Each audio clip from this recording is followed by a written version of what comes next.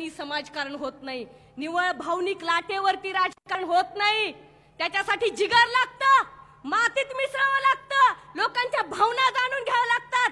93 चा भूकंप आठवा, इथं दोनच या स्टेजवर असलेले कितीतरी महान नेते, आदरणीय डॉक्टर साहेब असतील, पवार साहेब असतील, अक्षरशः प्रेत उचलून तिथं ते काम करण्याचं काम आमच्या नेत्यांनी केलंय। आणि आज तुम्ही आम्हाला विचारता तुम्ही या भागासाठी काय केलंय? आपण उतणारी मातणारी माणसं नाहीत आणि ज्या ताटात खाल्लंय त्या भाकरीला विसरणारी माणसं नाहीत। ही निवडणूक ऐतिहासिक आहे, तुम्हा सगळ्यांना सांगायचंय, टाळ्यांसाठी बोलणारी मी नाहीये। घराणेशाहीचा आरोप काय राष्ट्रवादीवर करता? अरे ज्या गरीब शेतकऱ्याच्या मुलीला माननीय सुप्रियाताईने उचलून राष्ट्रवादी युवती काँग्रेसचं प्रदेश अध्यक्ष केलं। म्हटलं ताई मला झेडपी पण लढवायची हो, लढव ना, काय प्रॉब्लेम आहे? म्हटलं नाही ताई माझा मतदारसंघ नाहीये, पाडळीचे लोक आहेत, जरा उभा राहा, दिसू द्या मला। ताईंनी मला तिकीट दिलं आणि अक्षरशः माझ्यासाठी दिल्लीतून मला तारीख आठवते 11 फेब्रुवारी 2017 डायरेक्ट माझ्या मतदारसंघात आल्या एका गरीबाच्या लेकीला झडपीत पाठवण्यासाठी। तुम्ही विचारता काय करतं राष्ट्रवादी काँग्रेस पक्ष? मी म्हणलं ताई गर्दी जमणार नाही बर का, तुम्ही पवार साहेबाची मुलगी आहेत, माझ्याचने जर गर्दी नाही जमली तर तुम्हाला बट्टा लागेल। मला काय म्हणलं त्या काकू, सक्षणा माणसं 10 असू दे, मी कॉर्नर मीटिंग घेईन, लोकांसाठी तुझ्यासाठी रॅली काढेन एखाद्या गल्लीत, मी येणार म्हणजे येणार। त्याला नेता म्हणतात, मोदी सारखं नाही, लोक कितने है म्हणजे मला अजून उत्साह, 1.5 दिवसातून कोलवसात ह्या मोदीचा प्रकार। ही मला सांगायचं ह्या निवडणुकीच्या निमित्तानं माननीय राणादादा सारखा सुसंस्कृत माणूस, अहो आयुष्यात कधी कोणाला शिवी दिली नाही।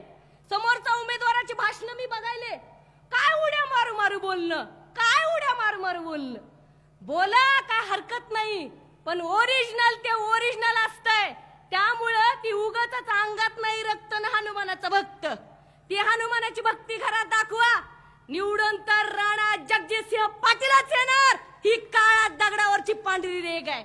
आम्ही समाजाच्या हिताचं राजकारण केलंय। आठवा 2015 1 कोटी रुपये माननीय राणादादांनी सगळ्या जे शेतकरी आत्महत्याग्रस्त कुटुंब आहेत त्यांच्या विद्यार्थ्यांना वाटले। ओपन चॅलेंज आहे माझं, पत्रकारांना नैतिक जबाबदारीने सांगते, हे खरं आहे, डायलॉग घेऊन टाळ्या पिटणारे आमचं नाहीये, आम्ही खरं बोलतो। ह्या मोदीला आज जर तुम्ही हद्दपार केलं नाही, पुन्हा भीमा कोरेगाव होणार। काओ ह्यांच्याच काळात भीमा कोरेगाव होतं, कशामुळे होतं? दलितांना जगण्याचा अधिकार नाही काय?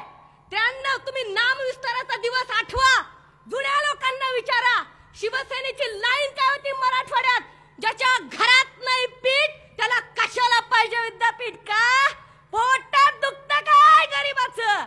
पोटात दुखतं, पण तेव्हा सुद्धा आदरणीय पवार साहेबांनी विचार केला नाही। साहेबांच्या साथीदारांनी सांगितलं होतं, साहेब तुमची सत्ता जाईल, मराठवाडा पेटलाय, साहेब म्हणले सत्ता येईल जाईल, पण त्या दलितांच्या साठी नाही, त्या महामानवाचं काम जगात उल्लेखनीय आहे, ते नाव दिलं पाहिजे, असा विचार कोण करतो?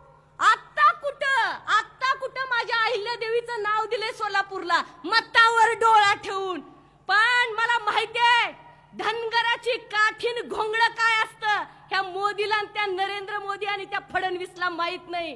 त्या फडणवीसला मला सांगायचंय, नाही येणाऱ्या काळात आत्ताची लोकसभा आणि येणारी विधानसभा त्या काठीनं घोंगडेनं बडवून काढलं तर आम्ही नाव नाही सांगणार महाराजात, शिव छत्रपती शाहू फुले आंबेडकरांचे वारसदार म्हणून।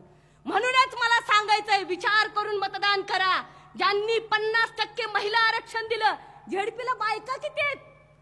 चव्हाण साहेब तुम्ही तिथं बसलात, आज वंजारी महिला सुद्धा झेडपीत येतात, धनगर पोरगी येते, कोळेची पोरगी येते, ही ह्यांची देण आहे, साहेबांची देण आहे की गरीब आला पाहिजे समाज घटकात, ते आपण विसरायचं।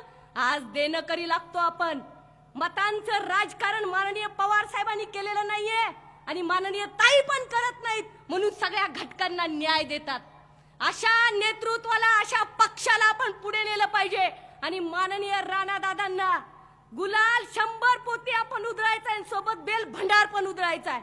जय हिंद, जय महाराष्ट्र, जय राष्ट्रवादी। थँक्यू।